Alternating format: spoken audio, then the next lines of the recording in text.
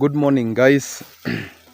Welcome again to another beautiful day that we're having another content in this farm. What I wanted just to showcase is what we have been using to the feeding of this Napier grass. As you can see,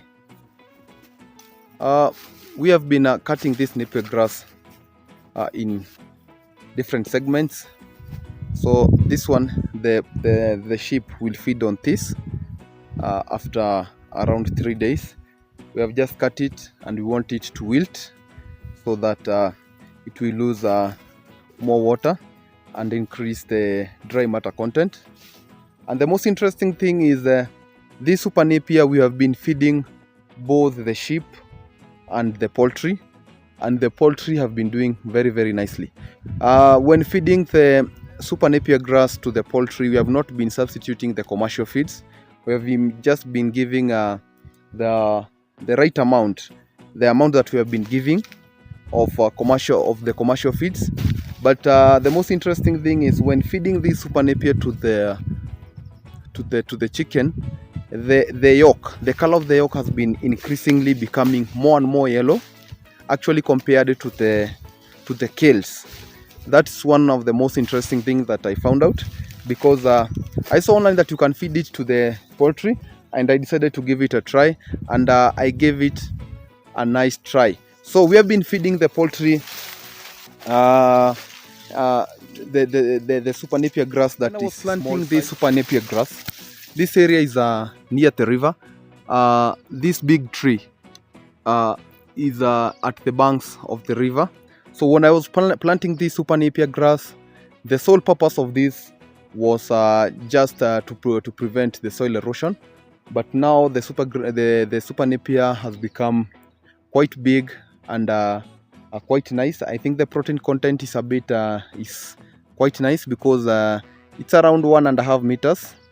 Because they recommend you feed the sheep, the goats, the cows, the poultry when it's around 1 meter to 1.5, and this is the right stage. So the use of this super Napier grass initially when I was planting it was to prevent soil erosion.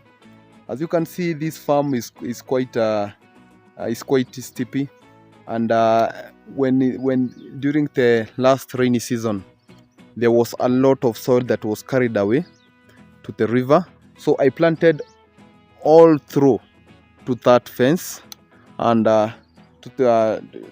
from this fence up to that fence, so that this area, the soil will not get into the river.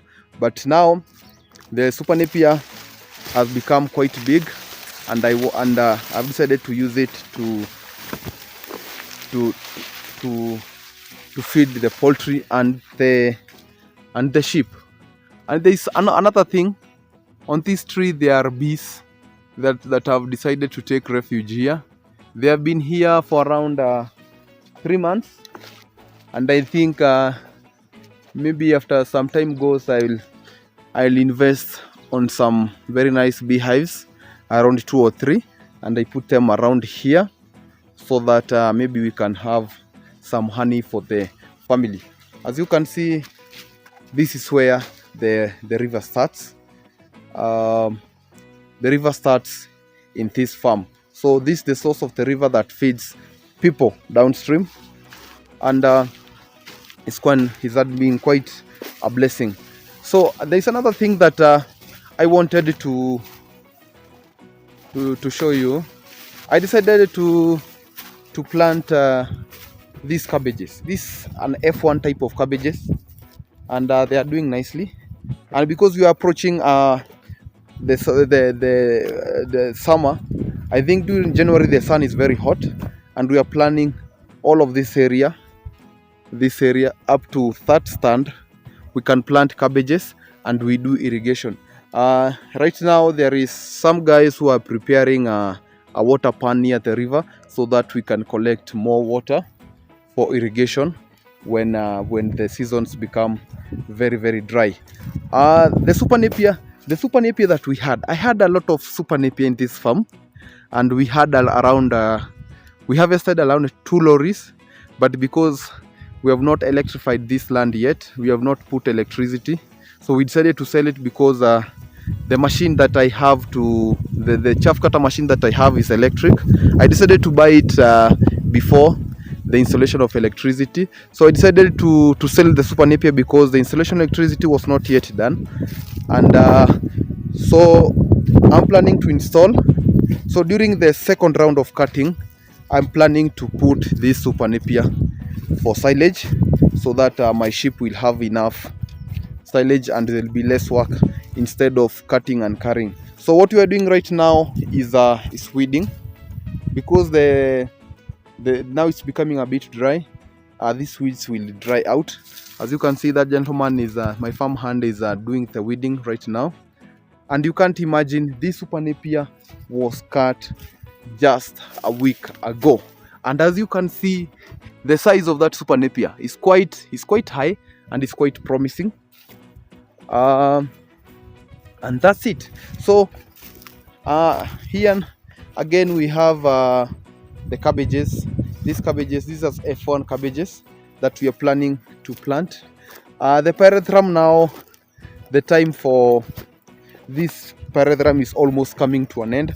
As you can see, they are not very healthy, but we are planning to cut back one more time and we see if we'll get more produce for the last time.